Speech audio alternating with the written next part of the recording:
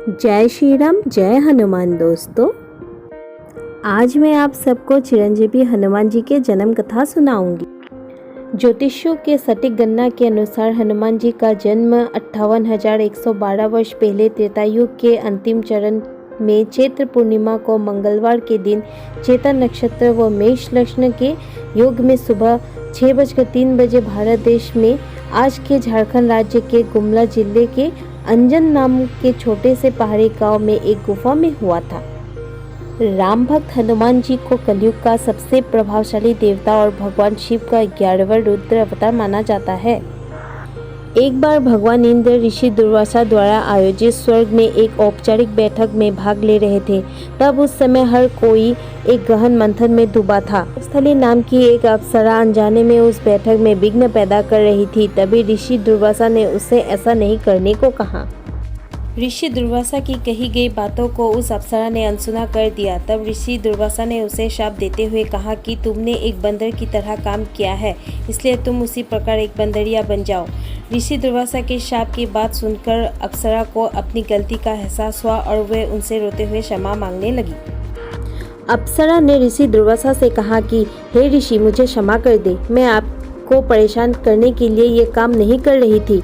मुझे इस बात का तनिक भी अंदाजा नहीं था कि मेरी ऐसी मूर्खता का मुझे ऐसा परिणाम मिलेगा। ऋषि दुर्वासा ने उसकी विनम्र विनती को देखकर अप्सरा से कहा कि हे प्रिय, तुम रो मत। अगले जन्म में तुम एक भगवान से शादी करोगी, लेकिन वो एक बंदर होगा और तुम्हारा जो पुत्र होगा वो बंदर ही होगा, जो बहुत ही शक्तिशाली होगा और भगवान श्री राम का प्रिय भक्त होगा। यह सुनकर पुंजस्थली ने ऋषि दुर्वासा को नमस्कार करते हुए दिए गए शाप को स्वीकार किया। तब माता अंजना का जन्म बंदर भगवान विराट से हुआ। जब माता अंजना विवाह योग्य हो गई तब उनकी शादी बंदर भगवान केसरी से हुई थी। इसके बाद माता अंजना और केसरी एक साथ सुखी वैवाहिक जीवन व्यतीत करने लगे। एक दिन शंबल नामक जंगली हाथी ने अपना नियंत्रण खो दिया और हंगामा खड़ा कर दिया। कई लोगों की इस हंगामे में जान चली गई। कितने ऋषि इस वजह से अपना अनुष्ठान पूरा नहीं कर सके। भगवान केसरी श्री शंबल से बेहद प्रेम करते थे। भगवान केसरी ने अपने प्रिय हाथी को जब मार डाला तो वो बहुत शोक में डूब गए। यह देखकर संतों ने उन्हें यह वरदान दिया कि तुम्हारे घर एक बच्चा जन्म लेगा जो बहुत ही शक्तिशाली और हवा की शक्ति और गति के बराबर रहेगा।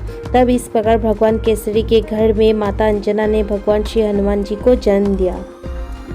हनुमान जी को केसरी नंदन और पवन पुत्र भी कहा जाता है, क्योंकि जिस समय हनुमान जी ने सूर्य को निगल लिया था उस समय इंद्र ने उन पर वज्र से प्रहार किया था, जिसके बाद पवनदेव ने तीनों लोगों से वायु का प्रवाह बंद कर दिया था। इसके बाद सभी देवता ने हनुमान जी को आशीर्वाद दिया था। यही है प्रभु हनुमान जी की जन्म कथा। जय श्री राम, जय हनुमान।